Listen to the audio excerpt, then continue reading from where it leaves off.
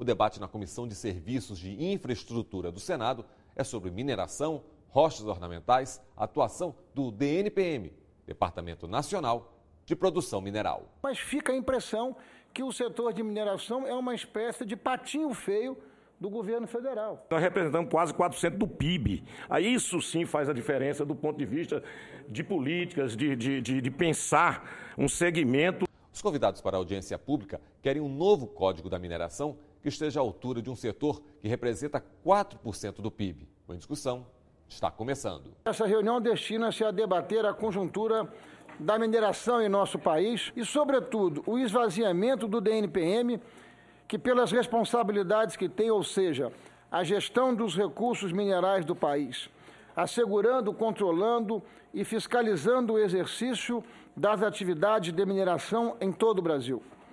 Ao longo dos seus 81 anos, e nós estamos aqui diante de uma das mais antigas instituições da República Brasileira, que foi fundada ainda em 1934.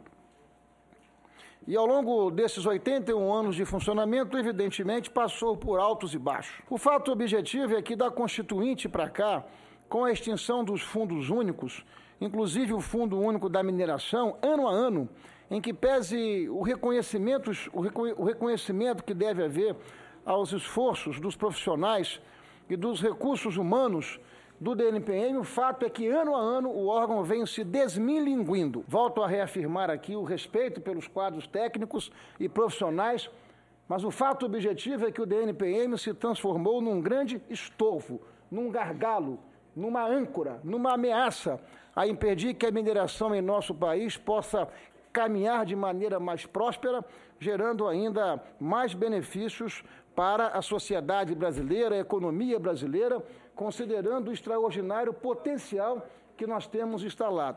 Se somos grandes e fortes na mineração, poderíamos ser ainda muito mais. O DNPM perdeu e precisa resgatar a sua finalidade principal. Este órgão foi criado com o objetivo de planejar e fomentar a mineração brasileira. Então ele hoje se concentra no fazer de superintender, controlar e fiscalizar a atividade da mineração, mas e faz com ineficiência por conta desta desestruturação orçamentária que leva a uma insuficiência de recursos humanos e tecnológicos. No contexto desta realidade, o setor de rochas ornamentais talvez seja o que mais se ressente desta ineficiência, operacional. E o nosso produto nós já encontramos pronto na natureza. Isso obriga a indústria de rocha ornamental a um esforço, eu diria, hercúleo, de pequenas e médias empresas de prospectar, desenvolver e lavrar novos materiais de maneira sistemática e intensa. E esta incessante busca de novas áreas nos torna, talvez, o setor mais demandante das atividades do DNPM, porque nós requeremos alvarás de pesquisa e decretos de lavra de uma maneira extremamente intensa. Este atraso, naturalmente, nos penitencia de maneira muito mais dura. Apesar destas adversidades, este é um setor que, como disse Vossa Excelência, coloca o Brasil na posição de líder ocidental do setor. Rocha ornamental é o 5º bem mineral mais exportado pelo Brasil, com a virtude de fazermos 80% industrializado. O Brasil ultrapassou a China, tornando-se o principal fornecedor mundial de rochas a partir de 2011. Os Estados Unidos são o maior importador de rochas processadas especiais, com aquisição total de 3 bilhões de dólares por ano. A extração e o beneficiamento de rochas ornamentais é parte importante da economia brasileira e principalmente capixaba, estado que tenho o prazer e a honra de representar aqui no Senado. O estado do Espírito Santo exportou em 2014 1 bilhão e 18 milhões de rochas, o que representa aproximadamente 80% de toda a pauta exportadora brasileira. Portanto, as consequências da incapacidade do DNPM em responder às demandas, não apenas em nosso estado, mas em estados como Minas Gerais, em estados como Bahia, em estados como Mato Grosso do Sul, que tem um enorme potencial a ser explorado, Tocantins e assim por diante, é muito grande. E o Espírito Santo, como um índice assim, diferencial também, tem as 2 maiores feiras do país e que são consideradas entre as melhores do mundo, a Feira de Vitória e a Feira de Cachoeiro do Itapemirim. As exportações, como o nosso presidente aqui passou, exportações brasileiras, foi 1.270 milhões, o Espírito Santo 1.018.000, quer dizer, referência do Espírito Santo para o Brasil, né? E 79% da exportação foi feita através do Espírito Santo. O DNPM, no começo, falava, se a gente conversar com pessoas que trabalham no DNPM, que são os técnicos antigos, as pessoas que estão no órgão há muito tempo, que conhecem verdadeiramente o órgão, então, sabe que antigamente foi feito através de fomento, né?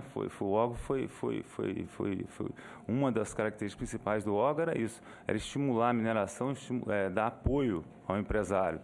Era um órgão que como se fosse uma casa do empresário, né? E depois o conhecimento que a gente tem, que foi criado 2 diretorias que são mais focadas hoje, que é arrecadação e fiscalização. Quer dizer, a questão do fomento não tem uma diretoria específica, eu acho, né, pelo que eu conheço. E a gente tem conhecimento que muito é da falta de estrutura. A gente vem se mantendo numa posição muito interessante no mercado mundial.